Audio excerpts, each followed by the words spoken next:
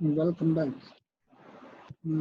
Another uh, basic, another important signal processing operation that's performed on the discrete time signals is the multiplication operation. Multiplication. Again, this operation is performed on the dependent variable that represent our signal.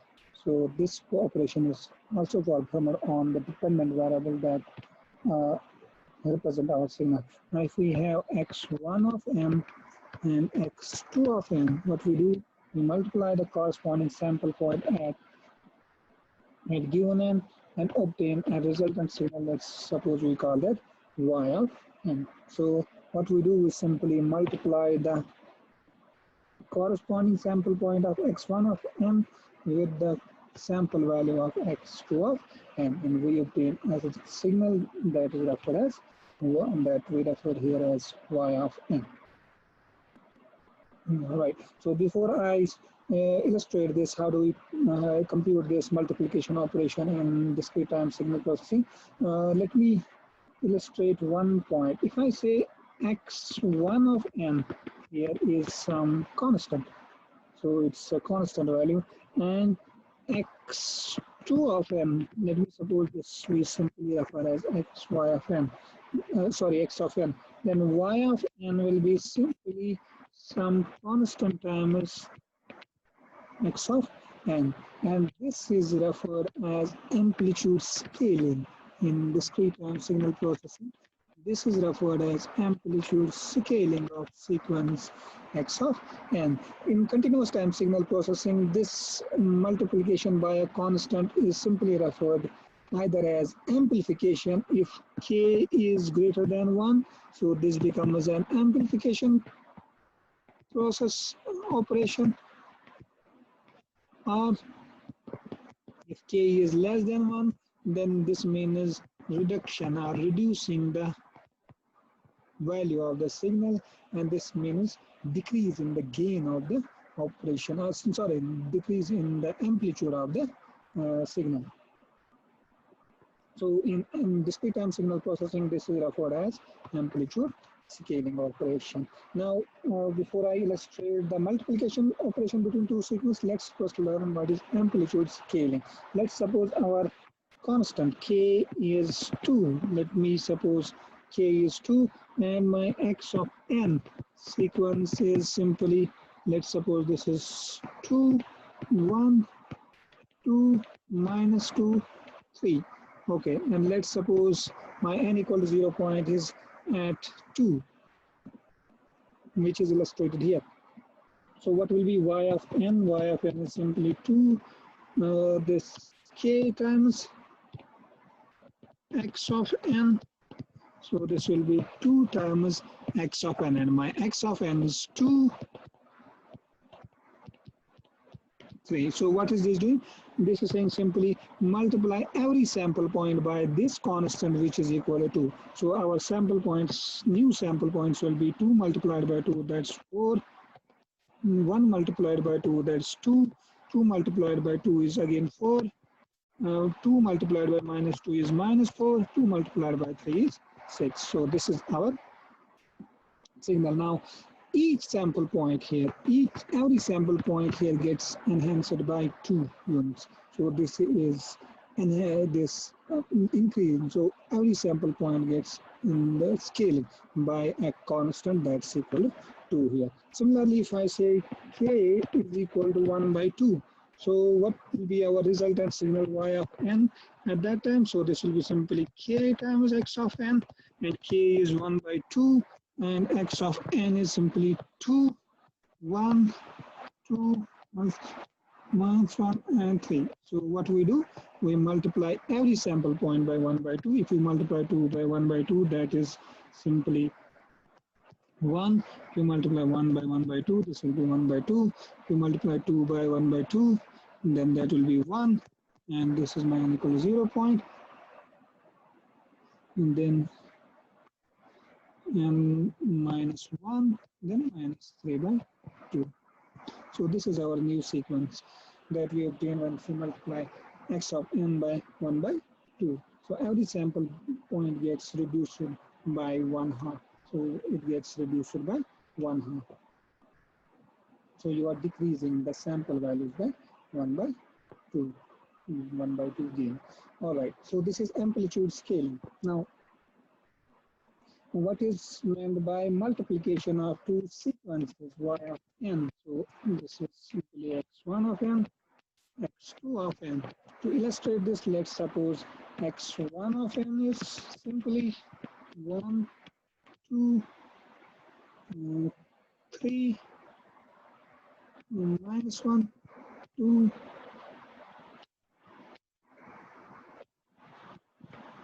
like this. And this is our x1 of n, and let's suppose x2 of n is let me suppose 2, minus 1, 1, 3, and 2. Let's suppose this is our x2 of n. And our y of n, our aim is to calculate y of n, which is defined as x1 of n multiplied by x2 of n. So how you calculate this? We put, so our aim is to calculate y for different values of n. So put n equal to 0 first. So this will be y of 0.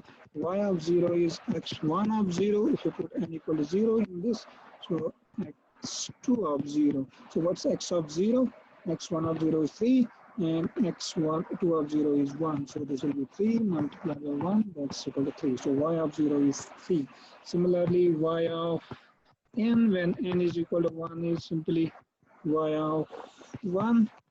And if you put n equal to 1 here in this expression, so this will be y of x of 1, x2 of 1, x1 of 1 is minus 1, x2 of 1 is 3. So this will be minus 1 multiplied by 2, that's equal to minus 3. So y of 1 is minus 3. Similarly, y of n when n is equal to 2, that is same as y of 2. So this is x1 of 2 multiplied by x2 of 2. So x1 of 2 is 2, x2 of 2 is 2. So this will be 2 multiplied by 2, that's equal to 3.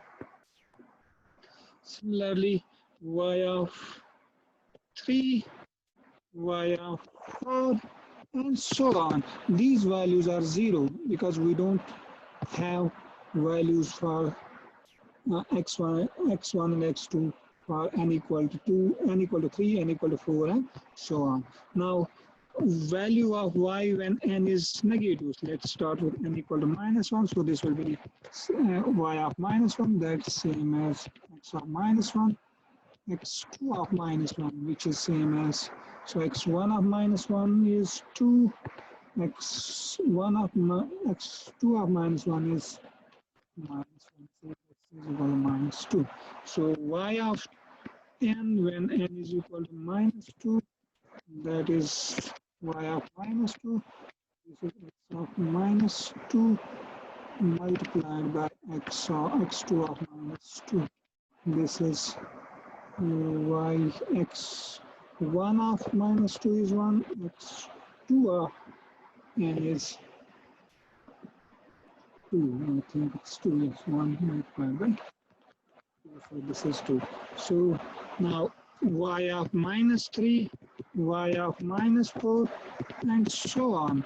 These values are all 0. So our sequence, our resultant sequence y of n is simply 2, minus 2, 3, 3, minus 3, and 4. Sorry, this is 4. 2 multiplied by 2 is 4. So this is minus 3 and 4, and this is our n equal to 0. So this is our resultant sequence that we obtain once we multiply x1 and x2 sequences. Right. Now, before I proceed, I want to talk a little bit about this amplitude scaling and addition operation. Now, so if I say I am multiplying a sequence x of n by a constant, and this is referred as amplitude scaling. In signal processing, This is referred as amplitude scaling. And in linear algebra theory, x1 is also called there a vector. x1, you refer a signal there by a vector. And in linear algebra theory, this is simply a multiplication by a constant value, multiplication by a scalar or a constant value. So this is a multiplication operation but by a scalar value. And x1 of n plus x2 of n. So what you are doing, you are adding two sequences. So in signal processing operation, this simply means addition operation. This simply means addition operation. And as far as linear algebra theory is concerned, this is again called, this means simply the addition of two vectors. x1 is a vector there, x2 is a vector. So this is again an addition operation as far as linear algebra theory is concerned. Now, linear algebra theory class or theory entirely deals with only these two operations. If you say you are multiplying adding two sequence vectors, means x1 and x2, or you are multiplying a vector by a constant, means multiplying by a scalar value.